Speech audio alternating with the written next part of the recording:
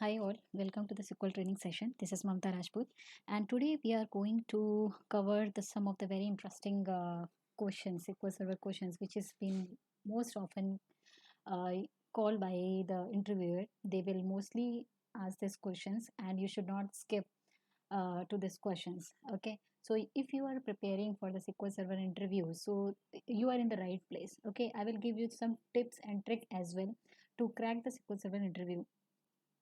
Okay, so let's start with the basic questions first. So the very first question you can expect from the interviewer is what is RDBMS? Okay, so before understanding RDBMS, you should know what is DBMS. Okay, so DBMS is basically stands for Database Management System. Okay, this DBMS this stands for the Database Management System. As the name suggests, it's a kind of management system where the data will be stored in the form of files. Okay, so whenever you create any websites application, whenever you browse anything, so always the data whatever you are seeing on the user interface, that is stored somewhere. Okay, agreed. So where this data got stored and in which format? So DBMS is a kind of a management system where the data is stored in the form of files. So MS Access. Okay, so Microsoft Access is a kind of a DBMS where the data is stored in the form of files. Now, RDBMS is relational. R stands for the relational. So, relational database management system where the data is being stored in the form of relations. Okay, when I say relations, that means the relations between the tables. So, that means the data will be stored in the form of tables, in the form of rows and columns. Okay, so RDBMS, so SQL Server is one of the RDBMS kind of management system where the data is stored in the form of rows and column.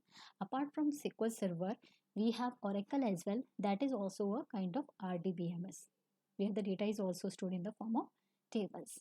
Okay, so if interviewer asks you what is RDBMS, don't start with just say that it stands for the relational database management system. Just give a better information, like start with the DBMS, what is DBMS, and then you can jump to the relational database management system, then you can give an example, so it will gives you it will gives a better impression on the interviewer.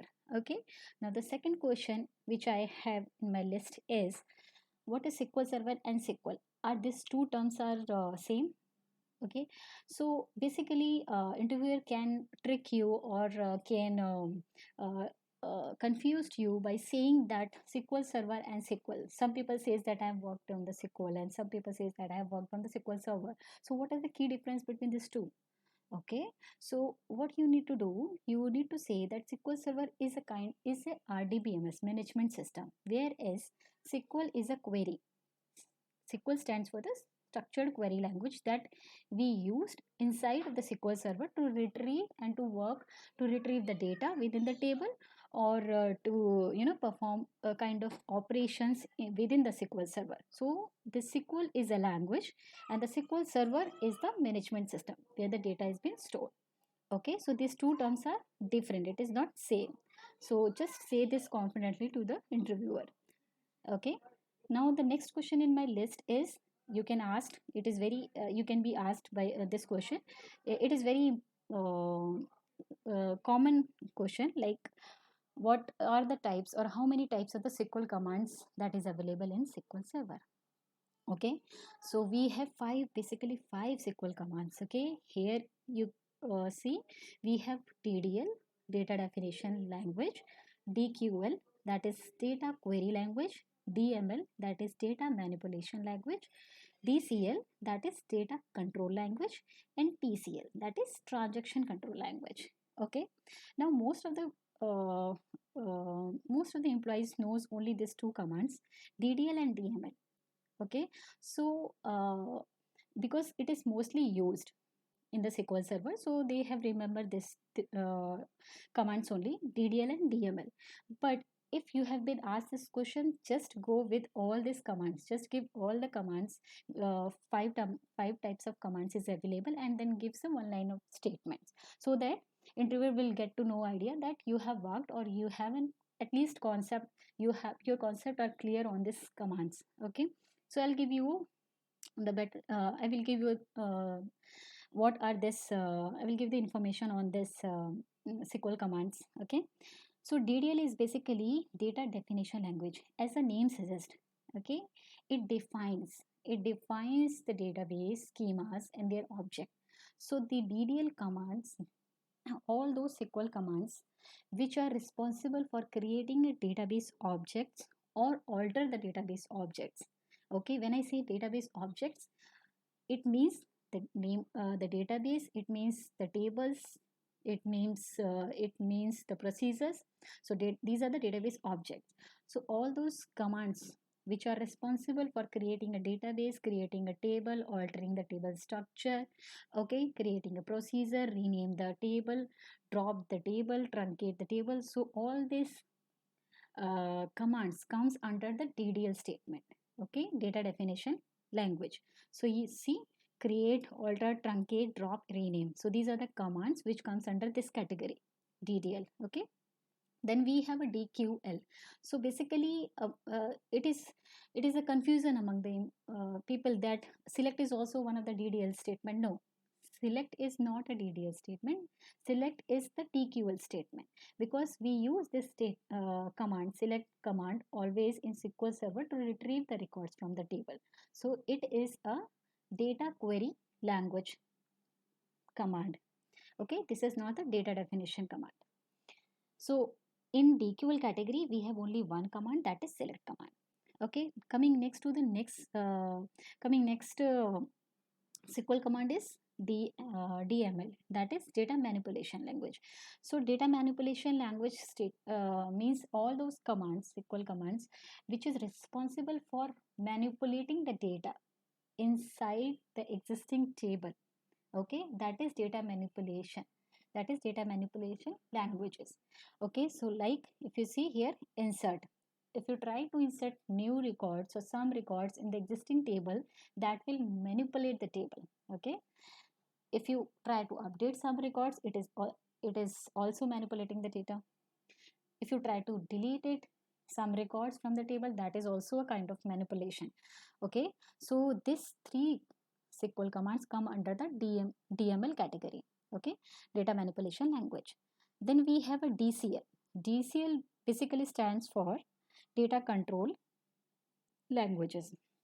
So as you focus on this C, this is control. Okay, so as the name suggests, it is controlling the access. Okay, it is controlling your access on the DB objects, on the database objects. Okay, so all those SQL commands which are responsible for providing access or taken your access back from the database objects, those are comes under this category, that is DCL.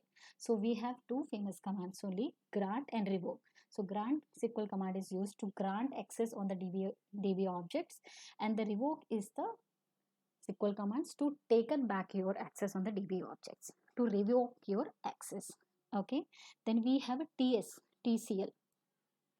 So TCL is transaction control language.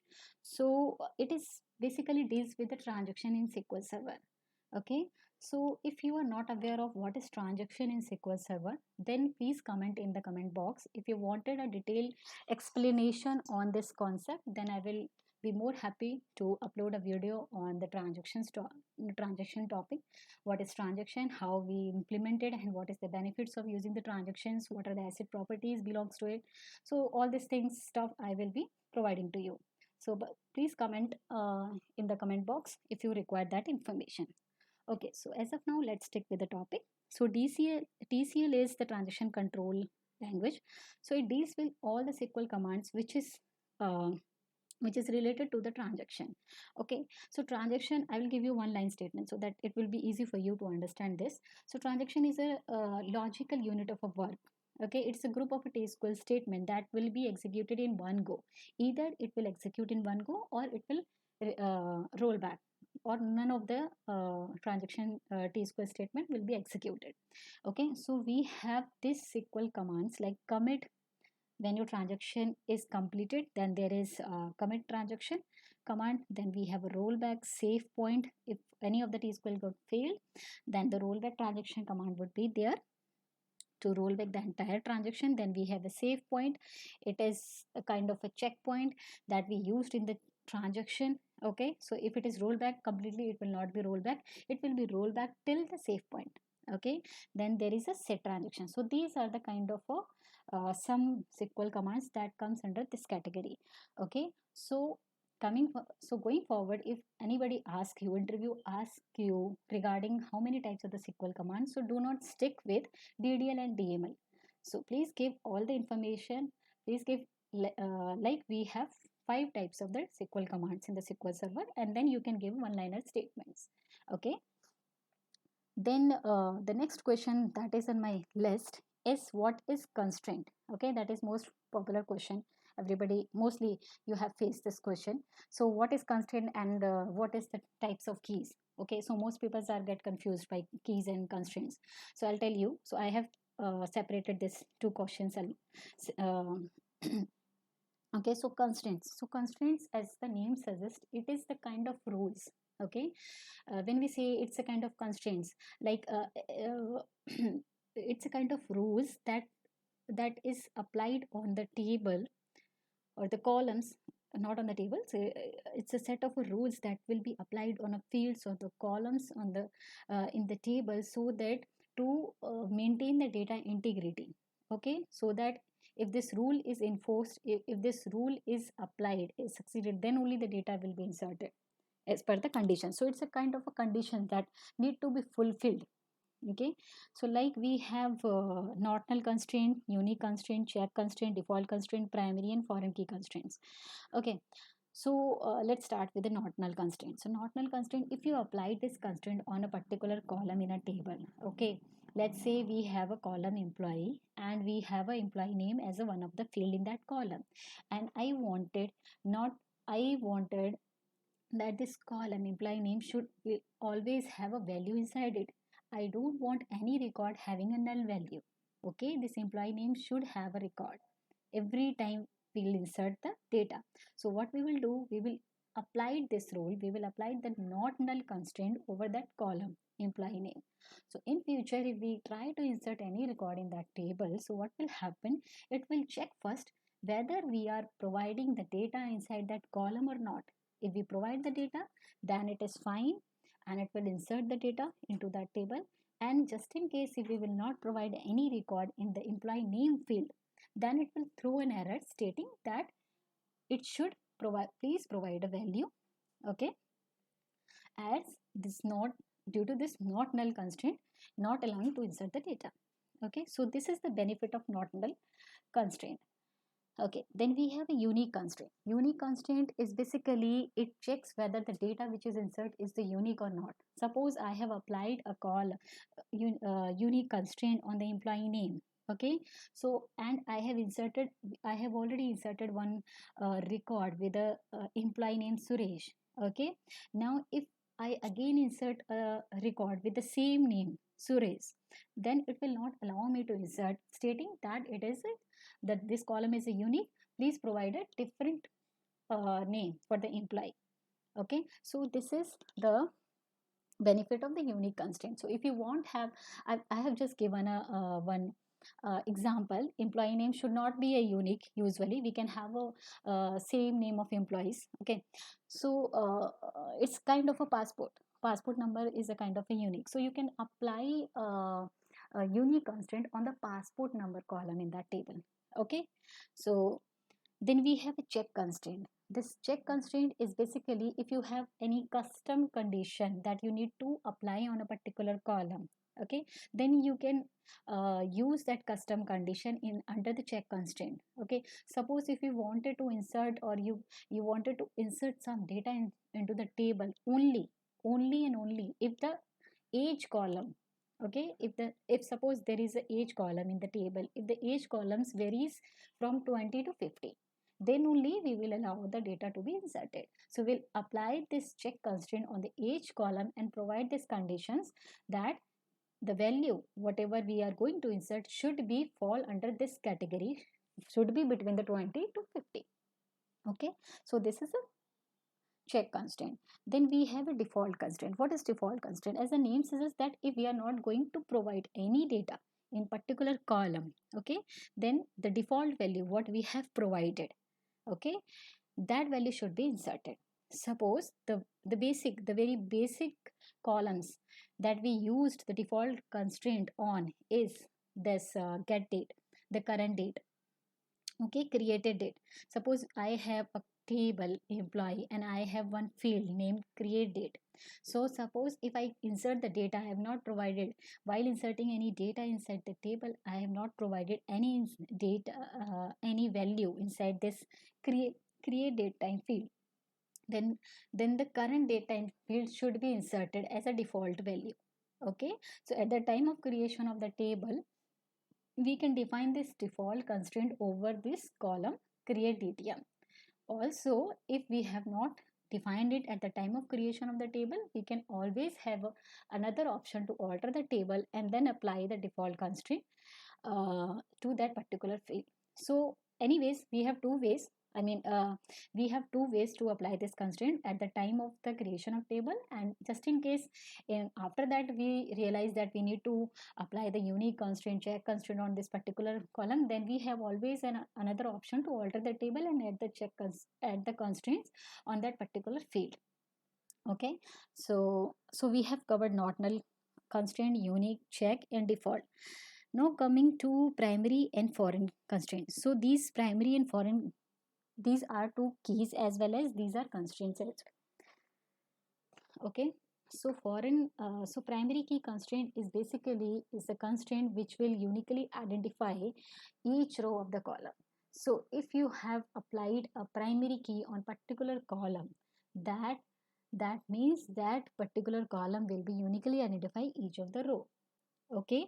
Then we have a foreign constraint. So foreign key constraint is basically it is basically used to we can say apply the integrity between the two columns. Suppose we have one table student, okay, that contains the information of the students, okay, and we have another table, okay, that contains the subjects which is taken by the students, okay. So what will happen, these two tables will be linked by the student ID, okay. So student ID in the student table would be a primary key and the student ID in the marks table, okay, that would be a foreign key. So whatever the data you provide in the marks table, that should be the value of the uh, how it improve, how it in maintain the integrity of the data. Suppose we have two employees, sorry, we have two students only in the student tables, and we are trying to insert the marks of the third student which is not available in student table, okay. Then it will throw an error because that student should be available in the primary table, okay. This like this it will maintain the integrity between the two tables, okay. You got the point. Then coming next to the last but not the least and the very important question, that is types of keys which is available in SQL Server. So they may ask, okay, that how many types of the keys you can have, and most of the times they will ask other than primary and foreign key, because most of the people knows that what is the primary and foreign keys, but they are more interested in knowing that do you have your concept clears on unique, candidate, alternate, and composite keys, okay. So I have tried to explain it in very concise manner with these two examples. So first of all, the keys are basically used in the SQL Server to identify the uniqueness of each of the rows in the table, okay. So types of keys are, we can have a primary key, foreign key, unique key, candidate key, alternate key, and composite key, okay. So here are two tables, okay. So like first table is a detail of the employee. The field is employee ID, employee name, employee voter ID, employee address, and employee passport. So these are the fields which are available in employee table. Now I have taken a second example which contains the details of the invoice numbers which is generated for each of the employee ID, okay, and the date of generation of employees, date of generation of invoices, okay. Now with the help of these two tables, I will try to differentiate the key factors of this all of the SQL keys. So primary key, first of all, let's start with primary analyzing this table. So see, this employee ID, as you see, is a unique value. Okay, if you work in any of the organization, or suppose if you are in college right now, so you must have a student ID. So that ID is always a unique. Okay, and if you are working in organization, so you will be provided one ID, one card. Okay, it may be your employee code or employee ID. Got it? So that is always unique. Okay, because one organization can have a multiple employees with a different same name, so they will issue a employee ID. So this is sure that this is the unique value. This is a unique value. Employee name can be multiple. Okay, so this is not a unique. Employee voter ID is the unique. Employee address cannot be a same. Okay, it could be a same, sorry, it's not unique. Not particular address, but we can have the locality and all can be same. Then employee passport is also unique. So we have found three unique columns here: employee ID, employee voter ID, and employee passport. So the combination of keys, okay, combination of one or more columns which will identify the uniqueness of each of the rows in the table, that defines the candidate keys. So candidate key is the one or more keys which uniquely identify the each row. So this employee ID, employee voter ID, and employee passport will be treated as a candidate key. Okay, got my point? So candidate key, if you say, will be employee ID, employee, let's not, candidate key would be employee ID, employee voter ID, okay, and employee passport. Okay, so now primary key, what is the primary key in that case? So primary key is one of the column which is inside of the candidate key, which will alone can uniquely identify the each of row. So if you see here, employee ID, okay, this alone can be able to uniquely identify the each row, so that would be declared as a primary key. Okay, we cannot take the voter ID or passport as a primary key. Why? Because some people cannot have a passport. Okay, so the value should be null, or value could be null, or value could be not applicable. Okay, some people would not have voter ID, so we cannot take this voter ID also as a primary key. But each of the employee must have an employee ID, so that is why this is declared as a column to be eligible for primary key. Okay, so remaining columns, this voter ID and passport, what this is called? This is alternate key. Okay, so all those columns which are other than primary key inside of the candidate key box, that are treated as alternate key. Okay, so if you see, voter ID and employee passport. Okay, these two columns would be or treated will be considered as an alternate key. Okay, now we have come. Now we need to understand what is unique key. So if you see, unique key is basically a key which is used to uniquely identify the each row. Now you will say that you are saying the same thing again and again, that unique key is also primary key also so the definition of primary key and unique key is the similar.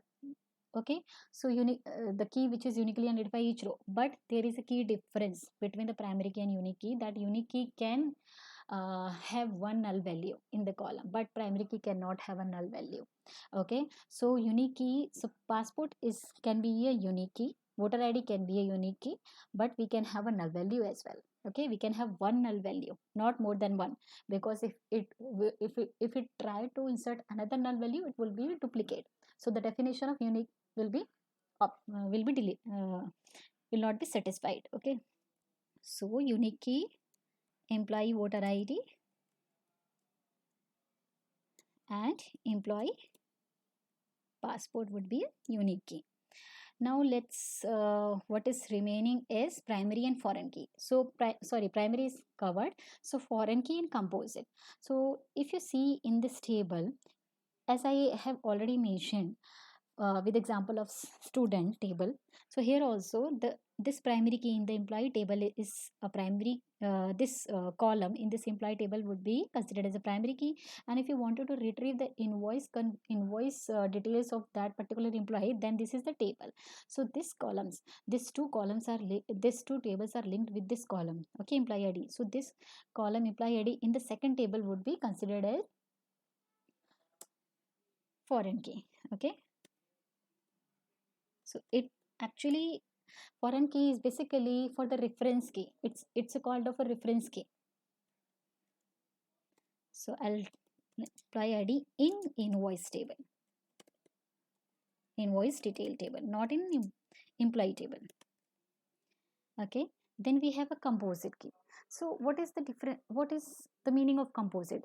So candidate is also a combination of the keys that uniquely identify. Okay. And composite keys also we can say the combination of keys. See, composite, there is a big small difference between this. Candidate key is basically in this candidate key, in this combination of columns, at least one column is a primary key. But in composite key, if you see, the combination of the two columns must be required to uniquely identify a particular row in the table. Suppose in this table invoice detail, if you see, we can have a multiple invoices of a same employee number. Okay, so we cannot consider this employee as a primary key because the employee id would be repeated. Okay, and this invoice number also we cannot take because invoice number could be repeated for different employee. Okay, so single column would not be considered as a column to uniquely identify each row. We need the combination, that there must be a combination of these two columns to uniquely identify this row. So these two columns in the invoice detail is termed as a composite key. Okay, so composite key, in composite key we have employee id and the invoice number. So there is a must case in the composite key. Okay, so what we have learned so far is we have understood what is DBMS, RDBMS, what is SQL Server, SQL types of commands available, okay, types of keys and types of constraints available in the SQL Server as of now. So for this session, this is I think this is the basic concepts. So I will be coming soon with the next session, with the next interview questions that will be uploaded in the part second. So please let me know if any of the concept you have not cleared or you find useful, or if you want any special topic on which I need to you need help. So please comment me in the comment box. And till then, bye bye, take care.